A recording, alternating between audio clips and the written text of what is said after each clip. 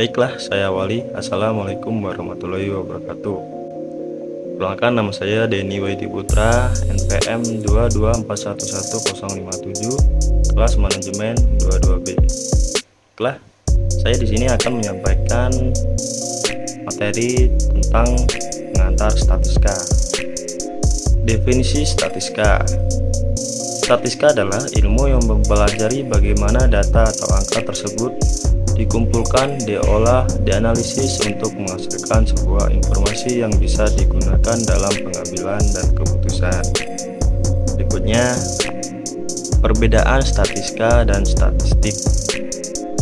Yaitu statistik adalah kumpulan angka yang tersusun lebih dari satu angka. Contoh, angka pengangguran di Indonesia diperkirakan naik 9% di tahun 2012 dari tahun lalu sekitar 8,5%. Kenaikan jumlah pengangguran ini lebih disebabkan menurunnya penyerapan tenaga di bidang industri yang mencapai 36,6%. Angka 9%, 8,5% dan 36% adalah contoh dari statistik. Yang kedua yaitu statistika. Statistika adalah ilmu mengumpulkan, menata, menyajikan, menganalisis dan menginterpretasikan data menjadi informasi untuk membantu pengambilan keputusan yang efektif. Selanjutnya yaitu manfaat statistika.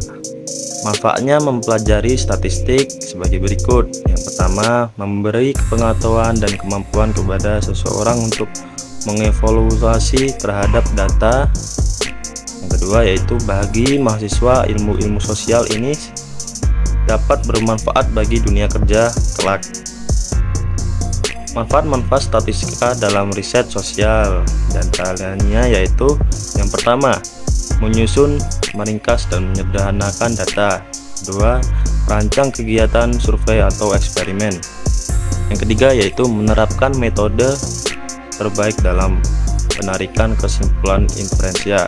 Yang keempat, mengukur baik tidaknya sebuah inferensi penarikan kesimpulan. Jenis-jenis statistika. Jenis-jenis statistika berdasarkan aktivitas yang dilakukan, diantaranya yaitu statistika deskriptif dan statistika inferensia. Berdasarkan metode yang digunakan, diantaranya yaitu statistik parametrik dan statistik non-parametrik. Statistika deskriptif yaitu membahas cara-cara mengumpulkan data, penyenanaan angka-angka dari pengamatan, pengukuran, pemusatan, dan penyebaran untuk memperoleh informasi yang lebih menarik. Kegunaan statistika deskriptif yaitu pengumpulan data tersaji dengan ringkas dan rapi dan dapat memberikan informasi inti. Data bisa ditampilkan dengan teknik grafik atau numerik. Data dapat mengukur dua karakteristik dari setiap respon dan meneliti hubungannya keduanya. Berperan penting dalam persiapan analisis data. Sedangkan statistik inferensi yaitu cara menganalisisnya dengan cara mengambil kesimpulan.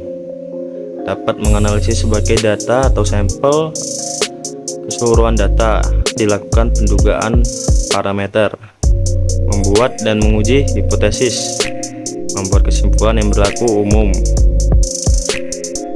Keempat karakteristik utama diantaranya yaitu pengamatan secara acak, teknik penarikan sampel, data dalam bentuk angka, dan tujuan umum inferensia. Berikutnya yaitu statistika parametrik dan non-parametrik. Statistika parametrik yaitu berhubungan dengan inferensi statistik yang membahas parameter-parameter populasi. Kedua, jenis data interval atau rasio. Ketiga, distribusi data normal dan mendekati normal. Sedangkan statistik non-parametrik yaitu yang pertama, inferensi statistik membahas parameter-parameter populasi. Yang kedua, jenis-jenis non-parametrik atau ordinal. Ketiga, distribusi data tidak dapat diasumsikan normal. Konsep data pengukuran.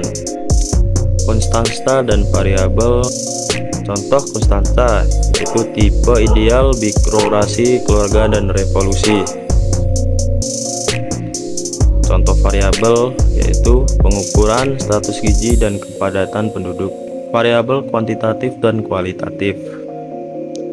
Variabel kuantitatif yaitu variabel yang bervariasi dalam jumlah dan dapat diangkakan atau memiliki nilai tertentu. Contoh usia, kepadatan penduduk, dan lain-lain. Sedangkan variabel deskriptif yaitu variabel yang dapat menghitung bilangan bulat. Variabel kontinu adalah hasil pengamatan dari jumlah garis interval. Variabel kualitatif yaitu variabel yang tidak dapat diangkakan. Contoh, pemberian angka 1 untuk kategori perumahan, sedangkan angka 2 untuk kategori perkampungan dan lain-lain. Berikutnya yaitu populasi dan sampel. Populasi objek atau benda dalam sebuah wilayah terkait dengan penelitian. Sampelnya yaitu bagian dari populasi yang memiliki ciri-ciri atau keadaan tertentu yang akan diteliti. Contohnya sebagai berikut.